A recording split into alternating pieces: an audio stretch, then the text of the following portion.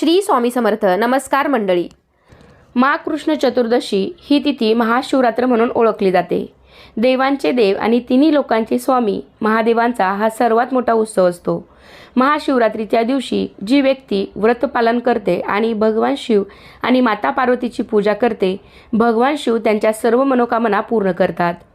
महाशिवरात्रीच्या दिवशी उपवास आणि पूजा केल्याने जीवनात अपार सुख आणि समृद्धी प्राप्त होते.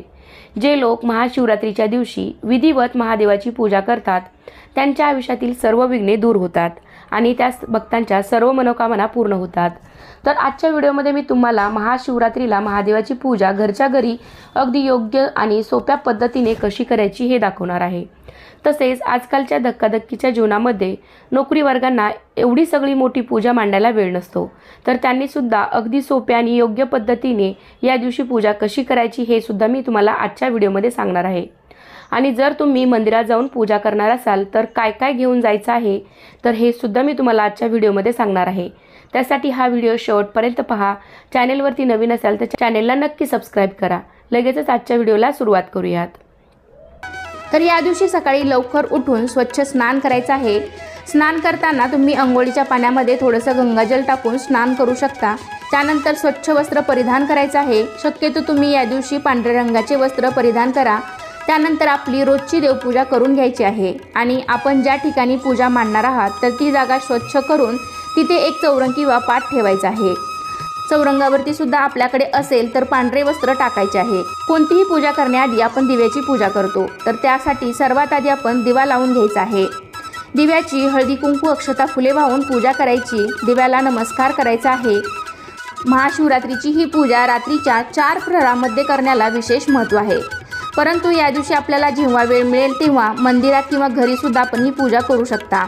कारण असं म्हटलं जातं की भगवान शंकर भोला आहे आणि आपण मनापासून केलेली भक्ती त्यांच्यापर्यंत नक्कीच पोहोचते. तर सर्वात आधी आपण गणपती बाप्पांची पूजा करायची आहे. पण त्यापूर्वी आपण गणपतीला अभिषेक करणार आहोत.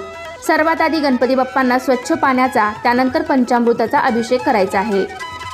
अभिषेक करताना तुम्ही त्या पाण्यामध्ये थोडेसे अत्तर किंवा गंगाजल टाकू शकता आणि त्या पाण्याने तुम्ही गणपती बाप्पांना अभिषेक करायचा आहे.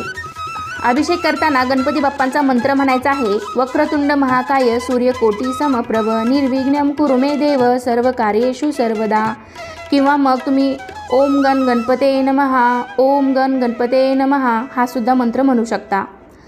चौरंगावरती थोड्या अक्षता ठेवून त्यावरती हळदी कुंकू वाहून मी इथे गणपती बाप्पांची मूर्ती स्थापन केलेली आहे.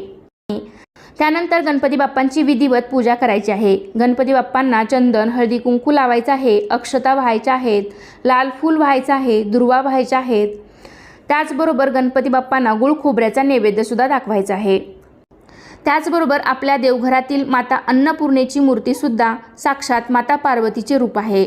म्हणून आपण या दिवशी माता अन्नपूर्णेची सुद्धा विधिवत अशी पूजा करायची आहे. कारण या दिवशी गणपती बाप्पा, माता पार्वती आणि महादेव यांचे एकत्रित पूजन केले जाते. अन्नपूर्णा मातेला सुद्धा आपण स्वच्छ पाण्याचा पंचामृताचा अभिषेक करायचा आहे. तर या दिवशी भगवान शिव आणि माता पार्वतीचा विवाह झाला होता. त्यामुळे महाशिवरात्रीच्या दिवशी भगवान शिव आणि त्यांची पत्नी पार्वतीची पूजा केली जाते. तर इथे माझ्याकडे माता अन्नपूर्णेची मूर्ती नाही, परंतु तुमच्याकडे असेल तर माता अन्नपूर्णेच्या मूर्तीवरती सुद्धा पाण्याने आणि पंचामृताने अभिषेक करून घ्यायचा आहे. वैदिक पंचांगानुसार यंदाची चतुर्दशी तिथी ही 15 फेब्रुवारी 2026 रोजी संध्याकाळी 5:04 सुरू होईल. तर ही चतुर्दशी तिथी ही 16 फेब्रुवारी 2026 रोजी संध्याकाळी 5:34 संपणार आहे. तर या दिवशी म्हणजेच 15 फेब्रुवारी रोजी निश्चित काल पूजेची वेळ अशी आहे. 15 फेब्रुवारी रोजी 12:09 सुरू होईल ते रात्री 1:01 असणार आहे. मग गणपती बाप्पांची पूजा झाल्यानंतर आपल्याला पार्वती मातेची म्हणजेच अन्नपूर्णा मातेची पूजा करायची आहे. अन्नपूर्णा मातेला हळदी कुंकू लावायचं आहे. अक्षता व्हायच्या आहेत. लाल गुलाबाचं फूल व्हायचं आहे आणि मग त्यानंतर आपण हे सर्व शृंगाराचं साहित्य अन्नपूर्णा मातेला किंवा पार्वती मातेला अर्पण करायचं आहे. तर यामध्ये या शृंगाराच्या साहित्यामध्ये बांगड्या, आरसा, टिकली, हळदी कुंकू, गजरा असं सर्व साहित्य आपण इथे पार्वती मातेला किंवा अन्नपूर्णा मातेला अर्पण करायचं आहे. कारण या दिवशी भगवान शिवाचा माता पार्वतीशी विवाह झाला होता. त्यामुळे माता पार्वतीला सौभाग्य अलंकार अर्पण केले जातात. आणि मग त्यानंतर या दिवसाची मुख्य देवता म्हणजेच महादेव यांची आपण विधिवत पूजा करायची आहे। तर महादेवाची पूजा आपल्याला शिवलिंगाच्या स्वरूपात करायची असते। तर एका स्वच्छ तामणामध्ये आपण शिवलिंग ठेवायचं आहे। तुमच्याकडे कोणत्याही धातूचं शिवलिंग असेल तरीही ते चालेल। तर ते एका तामणामध्ये ठेवून सर्वात आधी आपण शिवलिंगावरती स्वच्छ पाण्याचा अभिषेक करायचा आहे। अभिषेक करायच्या पाण्यात पण तुम्ही थोडंसं गंगाजल मिसळायचं आहे, कारण शिवपूजेत गंगाजल हे फार महत्त्वाचं असतं। त्यानंतर आपल्याला दुधाचा अभिषेक करायचा आहे किंवा मग तुम्ही पंचामृताचा सुद्धा अभिषेक करू शकता।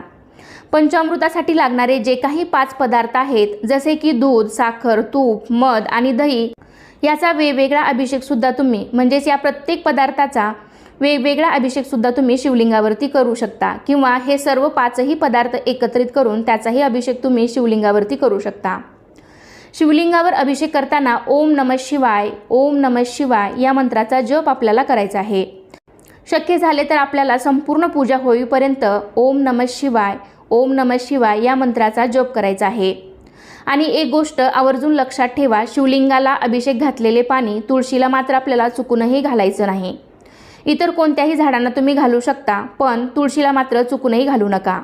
तर शिवपिंडीला अभिषेक घातलेले पाणी हे एकतर तुम्ही तीर्थ म्हणून प्रसाद घेऊ शकता। तर या दिवशी तुम्हाला इतर कोणताही अभिषेक जमला नाही तर या दिवशी जलाभिषेक तरी नक्कीच करा, कारण महादेवांना जलाभिषेक हा अत्यंत प्रिय आहे। तर इथे पहा, मी एका तामणामध्ये पांढऱ्या फुलांची सजावट केलेली आहे किंवा आपल्याकडे पांढऱ्या फुलांचा गजरा असेल तर त्याचीही सजावट तुम्ही करू शकता। म्हणजे थोडक्यात काय, तर फुलांची सजावट करून थोड्याशा पांढऱ्या अक्षता ठेवायच्या आहेत। तर त्या अक्षता ह्या अखंड असाव्यात, अशा अक्षता आपण त्या तामणामध्ये ठेवायच्या आहेत आणि मग त्यावरती तुम्ही शिवपिंड ठेवू शकता। तर आता आपण शिवलिंगाची पूजा करूयात। शिवलिंगावरती कधीही हळदी कुंकू लावू नये, त्याऐवजी तुम्ही भस्म लावू शकता। महादेवांना भस्म अतिप्रिय आहे किंवा विभूती असेल तुमच्याकडे तर विभूती लावू शकता। त्यामुळे शिवलिंगावर चंदन, विभूती किंवा भस्म लावायचं आहे। महाशिवरात्रीच्या पूजेसाठी रात्री 4 प्रहर सांगितलेले असतात, तर त्या 4 प्रहरमध्ये जागरण करून शिवपिंडीचे पूजन केले जाते। तर या दिवशी रात्रीचे 4ही प्रहर पूजेसाठी विशेष महत्त्वाचे आहेत। प्रथम प्रहर पूजेची वेळ अशी आहे, 15 फेब्रुवारी रोजी संध्याकाळी 6:11 सुरू होईल ते रात्री 9:23 असणार आहे। दुसरी प्रहर पूजा वेळ अशी आहे, त्याच दिवशी रात्री 9:23 सुरू होईल ते 12:35 असणार आहे। तिसरी प्रहर पूजा वेळ 12:35 सुरू होईल तर ते 3:47 असणार आहे। आणि चौथी प्रहर पूजेची वेळ अशी आहे, पहाटे म्हणजेच 16 फेब्रुवारीच्या पहाटे 3:47 सुरू होईल ते सकाळी 6:59 असणार आहे। शक्य झालं तर शिवलिंगाची पूजा या 4 प्रहरामध्ये करावी, नसेल जमत तर निश्चित कालात ही पूजा केली तरीही चालेल। आणि तेही जमत नसेल तर महाशिवरात्रीच्या दिवशी दिवसभरामध्ये तुम्ही कधीही पूजा केली तरीही चालेल। शिवलिंग मी इथे स्थापन केलेलं आहे। शिवलिंगावरती भस्म लावलेला आहे। कापसाचे पांढरे वस्त्र आपण शिवलिंगावरती अर्पण करायचं आहे, जानवं अर्पण करायचं आहे। त्याचबरोबर पांढरी फुले, धोत्र्याचं फूल हे महादेवाला अतिप्रिय आहे। जर तुम्हाला या दिवशी धोत्र्याचे फूल, धोत्र्याचे फळ मिळाले तर ते नक्की शिवलिंगावरती अर्पण करा। आणि या दिवशी सर्वात महत्त्वाची गोष्ट म्हणजे महादेवांना बेलपत्र अर्पण करणे। शिवलिंगाची पूजा बेलपत्राशिवाय अपूर्ण आहे, त्यामुळे एक जरी बेलपत्र तुम्हाला मिळालं तर नक्कीच तुम्ही या दिवशी शिवपिंडीवरती व्हायचं आहे। 3 पानाचं बेलपत्र घ्यायचं आहे आणि ते उलट करून देठाचा भाग शिवपिंडीकडे करून टोकाचा भाग म्हणजेच पानाच्या टोकाचा भाग आपल्याकडे येईल अशा पद्धतीने शिवलिंगावरती बेलपत्र व्हायचं आहे। तर या पद्धतीने तुम्ही 3, 5, 7, 11, 51 किंवा 108 बेलपत्र तुम्ही शिवपिंडीवरती वाहू शकता। बेलपत्र वाहताना पण तुम्ही ओम नमः शिवाय या मंत्राचा जप करावा किंवा हा मंत्र म्हणावा। जर तुमच्याकडे रुद्राक्षाची माळ असेल तर ती सुद्धा शिवलिंगावरती अर्पण करायची आहे। तर आत्ताच्या धावपळीच्या जीवनामध्ये बऱ्याच नोकरदार वर्गांना, बऱ्याच स्त्रियांना, पुरुषांना खूप जास्त वेळ नसतो एवढी मोठी पूजा मांडायला किंवा एवढी सगळी पूजा करायला। तर तुम्ही तुमच्या देवघरामध्येच एका तामणामध्ये शिवलिंग ठेवून त्यावरती साधा जलाभिषेक जरी केला आणि फक्त शिवलिंगाला भस्म, पांढरी फुले आणि बेलपत्र वाहून जरी तुम्ही साधी सोपी पूजा केली तरीही चालू शकतं। तर फक्त अशा प्रकारे शिवलिंगाची तुम्ही पूजा करा. कारण महादेवांना भोळा शंकर म्हटले आहे, तर त्यांची साधी सोपी अगदी मनोभावे पूजा केली तरी ते आपल्यावरती लगेच प्रसन्न होतात. त्यामुळे ज्यांना वेळ नाही त्यांनी देवाऱ्यामध्येच देवघरामध्येच शिवलिंगाचे पूजन करा. बाजूलाच गणपती बाप्पांची मूर्ती ठेवा आणि दुसऱ्या बाजूला अन्नपूर्णा मातेची मूर्ती ठेवा, तरीसुद्धा तुम्हाला या पूजेचे पूर्ण फळ मिळेल. तर ही पूजा झाल्यावरती आपल्याला नैवेद्य दाखवायचा आहे. तर या नैवेद्यामध्ये तुम्ही फळे ठेवायची आहेत, त्याबरोबरच खडी साखरेचा नैवेद्य दाखवू शकता. तर या दिवशी आपण सर्वजण उपवास करतो. तर या उपवासासाठी आपण जे काही पदार्थ बनवतो तर त्याचाही नैवेद्य तुम्ही दाखवू शकता. शेवटी धूप दीप ओवाळायचा आहे, मनोभावे नमस्कार करायचा आहे, भगवान शंकरांची आरती करायची आहे. तर महाशिवरात्रीच्या दिवशी तुम्ही शिवपुराण, शिवपठण, शिवलीला अमृताचा 11वा अध्याय या ग्रंथाचे वाचनसुद्धा तुम्ही या दिवशी करू शकता. किंवा जे 4 प्रहर सांगितलेले असतात तर त्या 4 प्रहरामध्ये जागरण करून शिवपिंडीचे पूजन, शिवपुराण वाचन आणि महामृत्युंजय मंत्राचा जपसुद्धा तुम्ही करू शकता. किंवा जे 4 प्रहर सांगितलेले असतात तर त्या 4 प्रहरामध्ये जागरण करून शिवपिंडीचे पूजन, शिवपुराण वाचन आणि महामृत्युंजय मंत्राचा जपसुद्धा आपण करू शकतो. पण जे लोक मंदिरात जाऊन पूजा करणार आहेत तर त्यांनी सोबत जाताना स्वच्छ पाणी, त्यानंतर तुम्ही ज्याचा अभिषेक करणार असाल ते म्हणजे पंचामृत किंवा दूध तुम्ही ते नेऊ शकता. त्याचबरोबर पांढरी फुले, धोत्र्याचं फूल, फळ, खडीसाखर, एखादं फळ आणि बेलपत्र. आणि जरी एवढं सगळं साहित्य तुमच्याकडे नसेल तर तुम्ही मंदिरात जाताना 1 तांब्या पाणी किंवा मग दूध घेऊन जा आणि त्या दुधाने किंवा पाण्याने तुम्ही अभिषेक करा. आणि एक जरी बेलपत्र तुम्हाला तिथे मिळालं नाही किंवा ज्यांनी वाहिलेलं बेलपत्र आहे तर तेच तुम्ही स्वच्छ पाण्यामध्ये धुवून घ्या आणि मग ते बेलपत्र तुम्ही अर्पण करू शकता. कारण बेलपत्र कधीही शिळं होत नाही, तर त्यामुळे तुम्ही ते बेलपत्रसुद्धा अर्पण करू शकता, तरीसुद्धा तुम्हाला त्याचं पुण्यफळ मिळेल. तर अशा पद्धतीने सुद्धा तुम्ही ही पूजा करू शकता.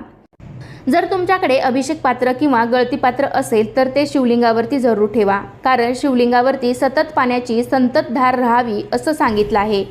कारण शिवलिंगामधून सतत ऊर्जा प्रवाहित होत असते आणि अशी शिवलिंगावरती जर पाण्याची धार सतत वाहत राहिली तर ती ऊर्जा शांत होते.